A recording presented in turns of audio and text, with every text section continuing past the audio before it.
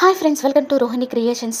ఈరోజు మనం ఇంట్లోని దుష్ట శక్తులను తొలగించుకోవడం ఎలా, ఏం చేస్తే అవి తొలగిపోతాయి అనేది ఇప్పుడు తెలుసుకుందామండి. ఇక మన ఇంట్లో దుష్ట శక్తులు ఉంటే ఖచ్చితంగా కొన్ని సంకేతాలు కనిపిస్తాయి. ఆ సంకేతాలను కనుక మీ ఇంట్లో ఉంటే మీ ఇంట్లో దేవతలు లేరని, ఇంట్లోకి దుష్ట శక్తులు ప్రవేశించాయని అర్థం చేసుకోవాలి. మీ ఇంట్లో ఉన్న దరిద్ర దేవతను తరిమి కొట్టి మీ ఇంట్లోకి లక్ష్మీదేవిని ఆహ్వానించాలి అంటే ఈ వీడియోని స్కిప్ చేయకుండా చివరి వరకు చూస్తే మీకు పూర్తిగా ఏం చేయాలి, ఇక మీ సమస్యను ఎలా తొలగించుకోవాలి అనేది అర్థమవుతుంది. మనం ప్రతిరోజు ఇంటి ముందు ముగ్గులు వేస్తూ ఉంటాం కదండి. అందంగా ముగ్గులు వేస్తాం కదా. ఆ ముగ్గులు వేయడం వల్ల లక్ష్మీదేవి ఆ ముగ్గులో కొలువై ఉంటుంది.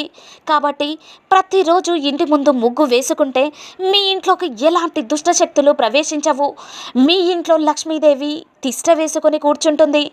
ఆడవారికి కుడి కన్ను అదిరినా లేదా మగవారికి ఎడమ కన్ను అదిరినా మీకు ఏదో చెడు జరుగుతుందని సంకేతం. రాళ్ళ ఉప్పు అంటే లక్ష్మీదేవికి ప్రీతికరమైనది. ఇంటిని శుభ్రం చేసే సమయంలో నీటిలో కొంచెం ఉప్పు వేసి ఇంటిని శుభ్రం చేసుకోండి. ఇలా చేయడం ద్వారా మీ ఇంట్లో ఉన్న దుష్ట శక్తులన్నీ తొలగిపోతాయి. ఇక మీ ఇంట్లోకి లక్ష్మీదేవి అడుగు పెడుతుంది.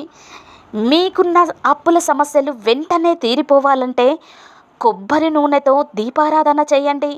మీ ఇంట్లో దైవశక్తులు తిరగాలంటే ఇంట్లో ప్రతిరోజు దేవుని పాటలు పెట్టండి. మన ఇంట్లో ఉన్న సోఫాలు, డబల్ కాట్ మంచాలు ఉంటాయి కదండి. వాటిని కదల్చకుండా ఉంచకూడదు. అప్పుడప్పుడు వాటిని కదపాలి.